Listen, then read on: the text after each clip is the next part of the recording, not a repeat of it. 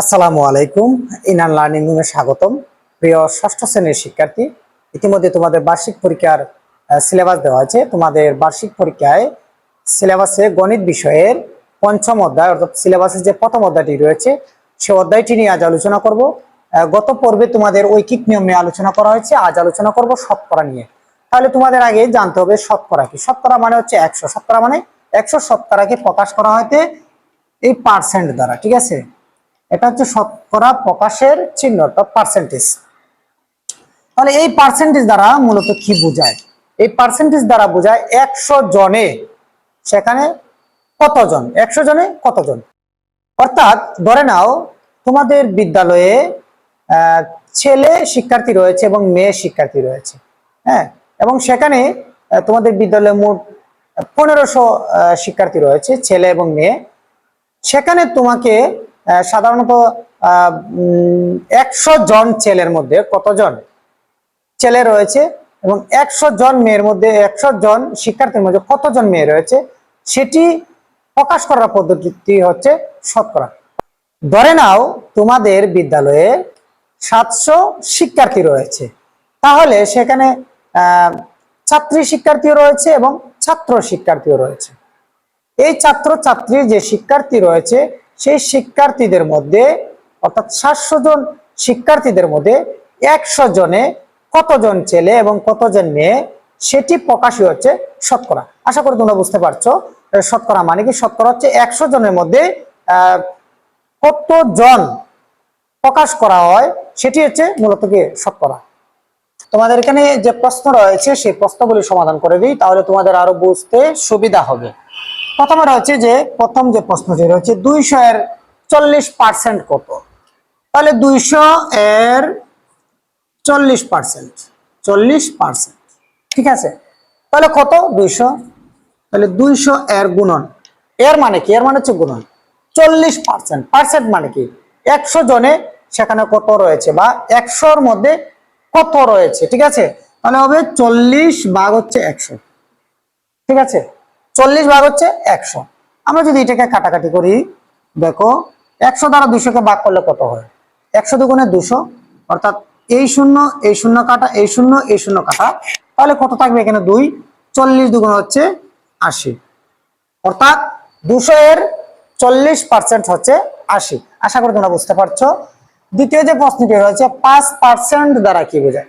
আমরা যদি এখানে প্রশ্নটি লিখি 5%, অর্থাৎ 5%, 5% মানে কি, 5% মানে হচ্ছে 5% সমান হচ্ছে 5 ভাগের কত 100।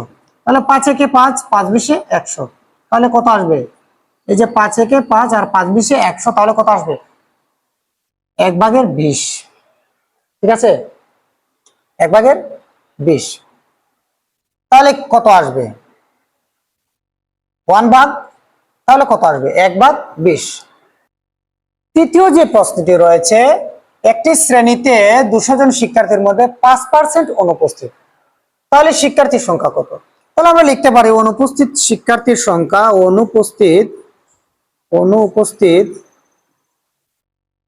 শিক্ষার্থীর সংখ্যা, শিক্ষার্থীর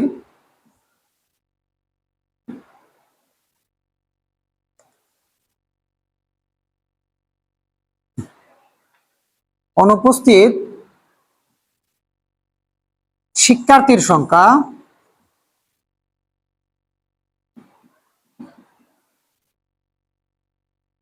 তাহলে মোট শিক্ষার্থী আমাদের কত, মোট শিক্ষার্থী হচ্ছে 200 জন।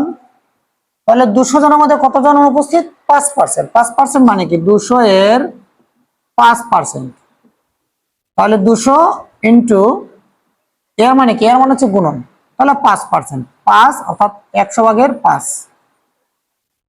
অর্থাৎ এটিকে যদি আমরা সমাধান করি 100 দুগুণে কত হয় 200, অর্থাৎ এই 100 দুগুণে 200, 5 দুগুণে 10, তাহলে অনুপস্থিত শিক্ষার্থীর সংখ্যা হচ্ছে 10 জন। যদি সেখানে বলে উপস্থিত শিক্ষার্থীর সংখ্যা কত, তাহলে কি লিখবা, তাহলে লিখতে হবে তোমাদের উপস্থিত শিক্ষার্থীর সংখ্যা, উপস্থিত শিক্ষার্থীর সংখ্যা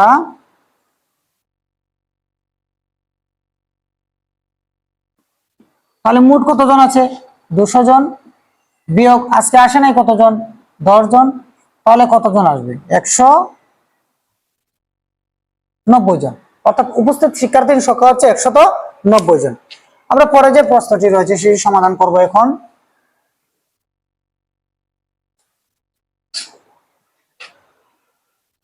রাহি 700 নম্বরের মধ্যে 490 নম্বর পেল। রাহি 700 নম্বর, অর্থাৎ তার পরীক্ষায় 700 নম্বর রয়েছে, সে পেয়েছে কত নম্বর? 490 নম্বর। রাহি 700 নম্বরের মধ্যে 490 নম্বর পেয়েছে, তাহলে সে শতকরা কত নাম্বার পেল, এবং আমরা সেটিকে শতকরায় প্রকাশ করতে হবে যে শতকরা কত পেল। তাহলে রাহি 700 নম্বরের মধ্যে পেয়েছে, রাহি 700 নম্বরের মধ্যে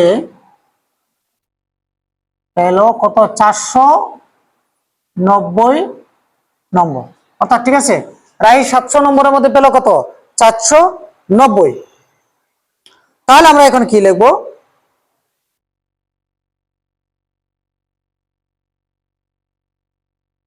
না, এটা হলো ওইটা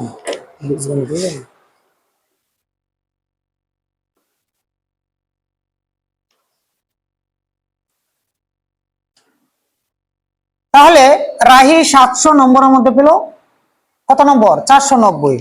সুতরাং রাহি 1 নম্বরের মধ্যে কত পেল? 1 নম্বরের মধ্যে তাহলে কম হবে, কম হলে কি হবে?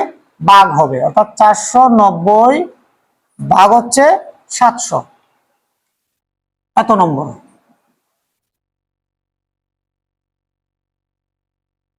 তাহলে বলছে শতকরা কত পেল, তাহলে শতকরা হলে কি হবে? শতকরা হলে 100 দ্বারা গুণ করতে হবে। তাহলে রাহি 100 নম্বরের মধ্যে পেল 490 গুণন হচ্ছে 100 ভাগ হচ্ছে 700। আমরা যদি এখন এই শূন্য এবং এই শূন্য কাটাকাটি করি এবং এই শূন্য কাটাকাটি করি, তাহলে কত থাকে? 7।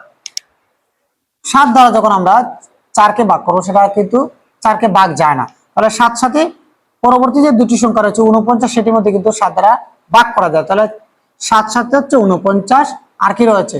0। অর্থাৎ 490 কে যদি আমরা 7 দ্বারা ভাগ করি তাহলে কত আসে? 70। তাহলে 70, অর্থাৎ রাহি 700 নম্বরের মধ্যে 490 নম্বর পেলে সে শতকরা পেয়েছে কত নম্বর? 70 নম্বর করে। আশা করি তোমরা বুঝতে পারছো।